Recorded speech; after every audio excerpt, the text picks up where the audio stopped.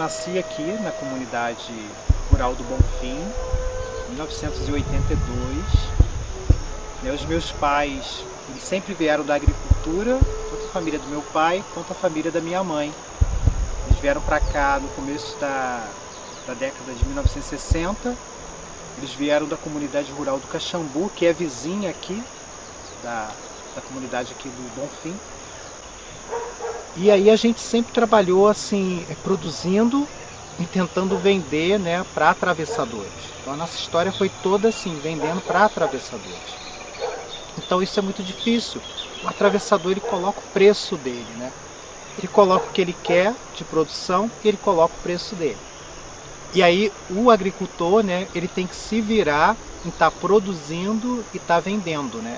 Ele tem que dar o jeito dele, porque se ele não produzir, o cara vai comprar de outro. Parte da agricultura eu nunca gostei, porque sempre foi muito difícil, né? Sempre foi muito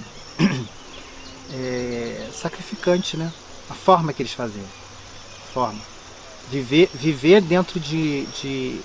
É uma ameaça, entendeu? Você vive ameaçado o dia todo, a semana toda, o mês todo. Pra mim, não sei se arrumar outra palavra, mas você se sente ameaçado. Você tem que produzir, você tem que vender, né? Senão você não faz dinheiro.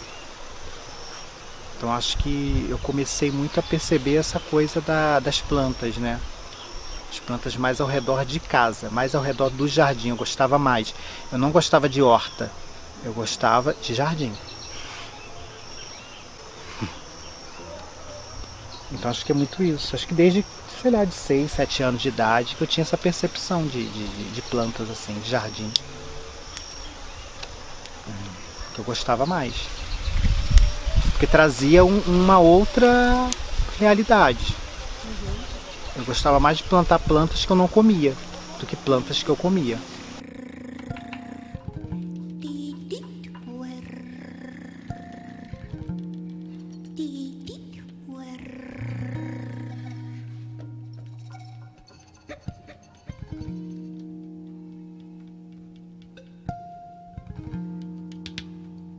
Depois eu plantei algumas coisas para comer também. Mesmo pequenininho. Fazia uns canteirinhos ali, umas coisinhas ali. Né?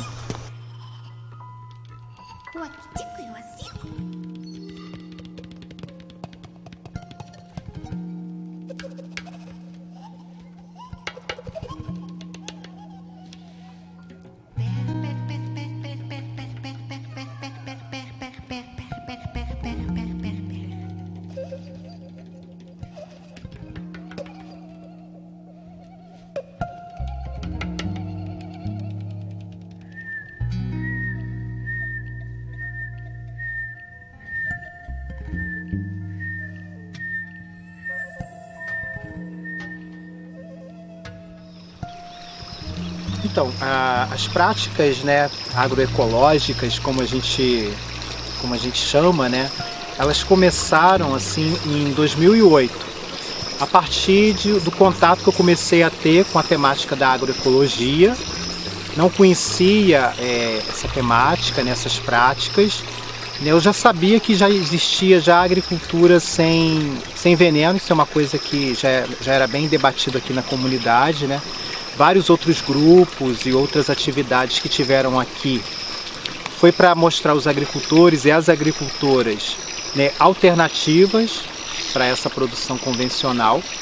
Então eu já desde criança, assim, adolescente, a gente já ouvia falar, né, dos problemas dos agrotóxicos.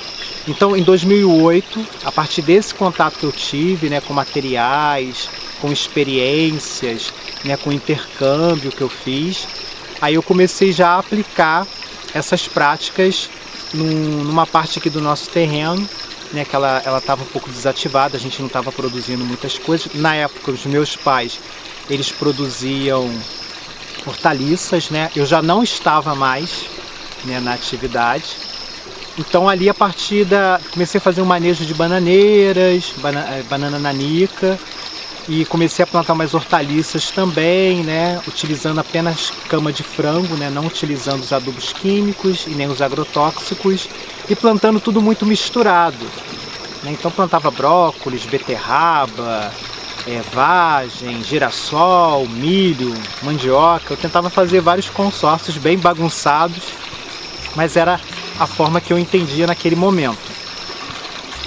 E eu comecei, assim, nunca parei de fazer essas práticas, né? A própria compostagem começou também nesse período. Comecei a fazer a compostagem nas caixas d'água velha que a gente tinha aqui, né? E outros recipientes.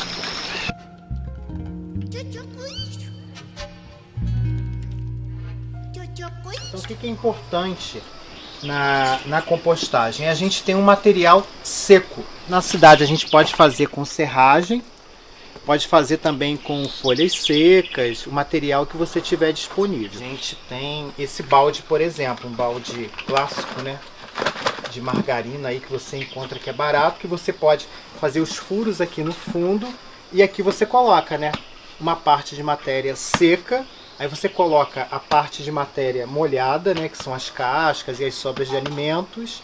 Por cima você pode colocar uma mão de terra preta, a terra que você tiver, e depois você cobre novamente com material seco.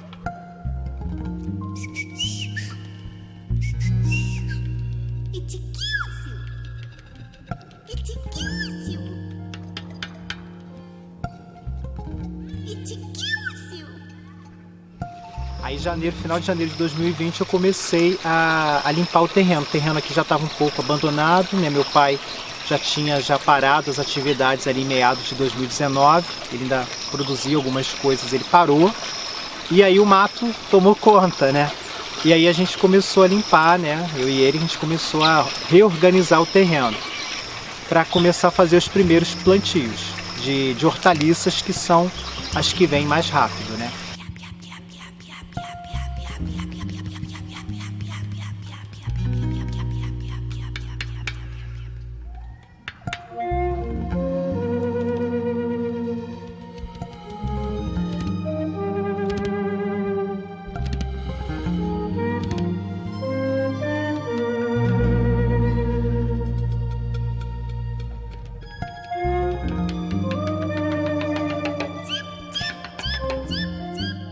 Um dos grandes desafios para a gente, né, que a gente já perdeu um pouco aquele contato de produzir várias coisas juntas, né, daquele consórcio que eu falava, né, que eu estava fazendo lá em 2008, bem bagunçado.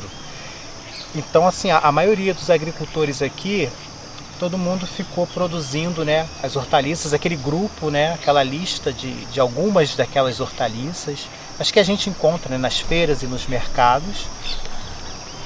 E a gente perdeu muito o contato com essa produção assim mais, como é que eu vou dizer, mais tradicional, né, da mesa do brasileiro, né, que vem de origem indígena, né, de origem africana. A gente tem a questão das batatas doces, aqui a gente quase não encontrava, né, variedades de batata, então agora a gente está com 10 variedades aqui. A gente tem batata branca, a gente tem batata roxa, batata amarelada, batata cor de cenoura, temos 10 tipos de batata. A questão também do milho e dos feijões, de inhame, né? Também abóbora, que a gente também está fazendo alguns consórcios e produzindo. Porque é isso, né? Quando a gente perde essa organização, né, das variedades e desses consórcios, a gente fica produzindo as mesmas coisas e vai se perdendo, né? Quer dizer, toda essa riqueza que a gente tem de alimentos que nós herdamos aí dos indígenas e dos africanos, né? Como também foi trazido também da América Latina e também da Europa, né? Tem batatas que elas emitem mais raízes que vão se transformar em batata, entendeu? Em raízes, porque isso aqui é o quê? Isso daqui é a reserva da planta, reserva energética da planta, não é? Ela não está me dando essa raiz aqui simplesmente, né, que eu estou roubando dela. A gente é terrível, né? A gente cuida da planta, chama de amor, mas a gente quer pegar a raiz dela, né? Alguns desses aqui, algumas dessas raizinhas aqui é que vão engrossar e vão se transformar em batata. Depende das condições, né? Do tempo, do clima, a época que você plantou a lua, né? Então tem muito a aprender, né?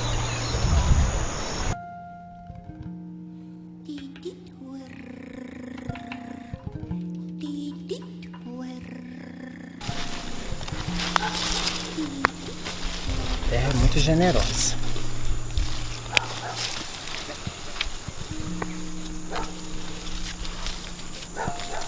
Aqui a gente tinha alguns inhames, né, que a gente tinha plantado ali.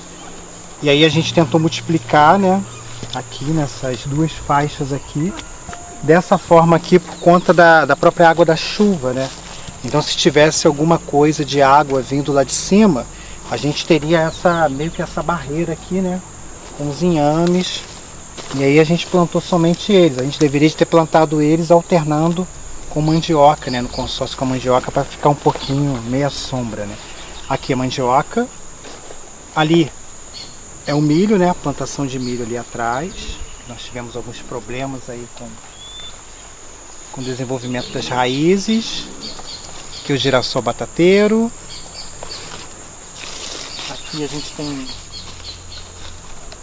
o gengibre, que também gosta também de sombra, gengibre, né? Ele não gosta de ficar totalmente no sol, por isso que ele está assim. Ali é cúrcuma, né?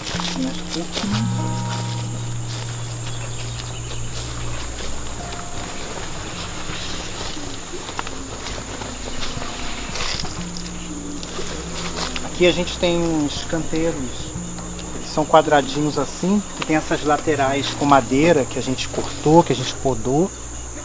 E eles estão montados aqui, né? Já tem mais de 6, 8 meses, já produziram bastante e agora estão no segundo ciclo, né? E a gente vai produzindo várias coisas misturadas, né? Desde alface, cebolinha, tem uns pés de berinjela aí que não se desenvolveu muito bem, salsa, a gente vai colocando coisas aqui, até a gente colocar feijão, quem sabe mandioca, a gente vai mudando, né? A gente vai mudando os consórcios, né? E por conta das chuvas, por conta do calor, né? As plantas elas sentem bastante, assim. Então, além do desafio da gente ter paciência, né, para a gente poder aprender com a natureza, uma outra questão são algumas técnicas e principalmente o manejo do solo. Isso também a gente tem bastante dificuldade de entender, né? Quando a gente olha uma floresta, a floresta está toda coberta, né? Tanto com as árvores, como também com as folhas. A gente chama de serrapilheira, aquela camada de folhas que a gente vê dentro da floresta. A maioria dos cultivos, né, na agricultura convencional não tem isso, é o solo nu, como está aquele canteiro ali que eu ainda não coloquei a matéria orgânica, né? Você tira tudo, você limpa, você coloca os insumos e planta. Então ali pega o quê? A insolação, chove, né, vai compactar, quer dizer, fica totalmente desprotegido. E um desafio nosso aqui é a matéria orgânica, então a gente não pode ter preguiça, né, da gente arrumar matéria orgânica tanto para triturar, como foi aqui, ó. Aqui está quente, mas se você colocar o dedo aqui abaixo uma camada de 2 dedos, né, uma camada bem fina de matéria orgânica, não tem, ó. O solo está gelado, é onde as raízes vão se desenvolver, não só as raízes, né, mas os micro-organismos que tem aqui. São eles que vão, né, transformar toda a matéria orgânica em nutrientes para as plantas, né? Então cobrir o solo. E aí, como a gente não tem muita coisa para triturar assim com facilidade, né, as folhas da bananeira estou experimentando aqui, né, uma boa ideia, né? Você pega a folha da bananeira, você vai fatiar ela toda com facão, né, para a água poder entrar, e aí você coloca e você planta as plantas aqui ao redor, dentro, né, desses espaços que ficaram as folhas aqui. Aí você pode colocar as folhas duplas, né, uma em cima da outra, para você ter mais material para cobrir, né, o solo, ou deixar com essa pequena camada aqui que já vai dar uma modificação aí para o solo.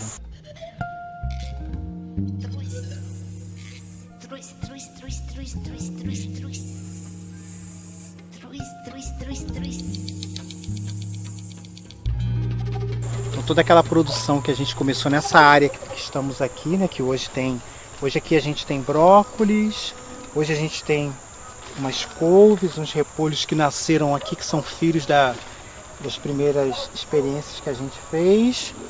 A gente tem cebolinha, quer dizer, isso aqui são coisas que estão aqui, né? Porque já foram retiradas outras coisas, beterraba, alface, a gente já retirou daqui, rúcula também.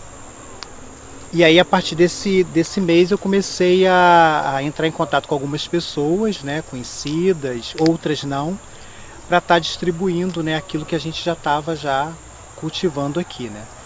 E aí assim foi bem interessante porque eu fiquei assim pensando, né, como que eu vou fazer isso, né? Vai ser uma comercialização comum, né? Vou colocar preço, não vou colocar, o que que eu posso estar fazendo com essa produção que está aqui? E aí assim, depois de pensar, depois de trocar ideias com algumas pessoas, aí eu decidi fazer uma cesta, montar, né, com aquilo que eu tinha aqui, com os itens que estavam disponíveis, de hortaliças, os temperos, as ervas medicinais, e eu mandava uma lista para as pessoas e aí a pessoa falava se ela queria ou se ela não queria, né? Não era uma questão assim de escolher os itens, mas ia aquela cesta inteira. E aí o valor, eu coloquei um valor voluntário, né? Aquilo que a pessoa poderia estar contribuindo, né? Já que era um projeto que a gente estava iniciando, né? A gente estava iniciando esse projeto, iniciando essas atividades, então a gente não estava focado na comercialização, mas sim numa partilha, né? De estar compartilhando, de estar pensando juntos um novo jeito, uma nova forma de estar fazendo agricultura, né? Sabendo que a gente não conseguiria atender, né, com todos os itens, mas a gente conseguiu produzir bastante coisas assim. Conseguimos produzir, conseguimos disponibilizar no decorrer do ano de 2020. Eu acredito que mais de 30 variedades diferentes de hortaliças, temperos, né? Frutas, aí veio as batatas. E conseguimos também, não sei, uma média aí de mais de 50 pessoas, né? Que passaram aí por essa experiência. Algumas pessoas receberam uma vez, outras estão recebendo até agora, então cada um, né, foi experimentando essa experiência de uma forma, né? Então o foco aqui é esse, não é a gente ficar preso, né, a um grupo de consumidores, né? E a gente está livre, né, para que as coisas possam acontecer. E aí a cesta, ela ainda tem esse formato, né? O que a gente precisa aqui é trabalhar essa questão da variedade, né? Então a gente precisa ter mais variedades, a organização dessas variedades, e isso, né, de acordo com cada estação, né, época do ano, e também ter um grupo, né, de pessoas que apoiem, né, que apoiem a nossa iniciativa. Esse é o desafio mesmo, né, esse diálogo. Acho que é o trabalho que a gente tem que fazer, né, que é muito individual, é muito pessoal, individual e coletivo ao mesmo tempo, né? Porque as pessoas têm uma necessidade, né? Nós temos essas necessidades e às vezes a gente não consegue sair dela, né?